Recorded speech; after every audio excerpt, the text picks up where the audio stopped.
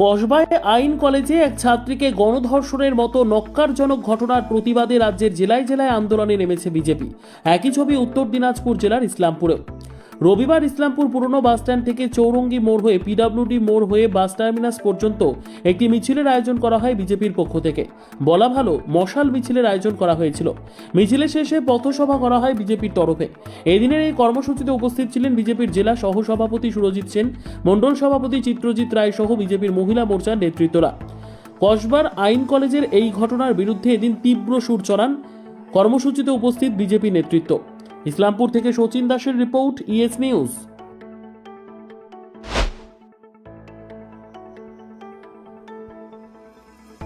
কসবায় আইন কলেজের ছাত্রীকে গণধর্ষণের ঘটনার প্রতিবাদে এবং কালীগঞ্জে বোমার আঘাতে মৃত শিশুর সুবিচারের দাবিতে রাজ্য রাজনীতি বর্তমানে সরগরম। আর এই দুই ইস্যুকে সামনে রেখে রবিবার উত্তর দিনাজপুর জেলার চাকুলিয়ায় কংগ্রেসের পক্ষ থেকে বিক্ষোভ মিছিল এবং পথসভা করা হলো। এদিন বিকেলে চাকুলিয়া কংগ্রেসের দলীয় কার্যালয় থেকে ধিক্কার মিছিল বের করা হয়। মিছিল রাজ্য সড়ক হয়ে চাকুলিয়া থানার সামনে এসে পৌঁছয় এবং সেখানে পথসভা অনুষ্ঠিত হয়। রাজ্য সরকার ও পুলিশ প্রশাসনের বিরুদ্ধে এদিন তীব্র ক্ষোভ উগরে দেন কংগ্রেস নেতৃত্ব।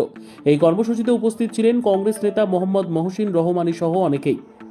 ES news Islampur, ES news Chakulia. Islampur সফরে এলেন রাজ্য বিজেপির সহসভাপতি রথীন বোস। দলীয় কার্যক্রম উপলক্ষে এদিন ইসলামপুরে আসেন তিনি। ভারতের প্রধানমন্ত্রীর 129তম মন কি বাত শুনতে আজ ইসলামপুরে বিজেপি দলীয় কার্যালয়ে আসেন রাজ্য বিজেপির সহসভাপতি রথীন বোস। তিনি বলেন, উত্তর দিনাজপুর, দক্ষিণ দিনাজপুর, মালদা বিভিন্ন জায়গায় তিনি যাবেন দলীয় কার্যক্রমের জন্য। এছাড়াও তিনি আরও বলেন, প্রধানমন্ত্রী 129তম মন কি বাত অনুষ্ঠানে আজকে আমরা এখানে বসে শুনলাম। তিনি বলেন, আমরা জিতব, পশ্চিমবঙ্গের মানুষ আমাদের জেতাবে। এছাড়া তিনি বলেন, পশ্চিমবঙ্গকে বাঁচাতে হবে। রাজ্য সভাপতি সুকান্ত মজুমদার প্রসঙ্গে তিনি বলেন, রাতে সভাপতি জেলে ছিলেন, আজ সকালে তাকে ছেড়েছে। এই ঘটনায় গোটা রাজ্য জুড়ে বিজেপির পক্ষ থেকে আন্দোলন করা হয়েছে। পাশাপাশি তিনি বলেন, এই রাজ্য সরকার পুরোপুরি ব্যর্থ।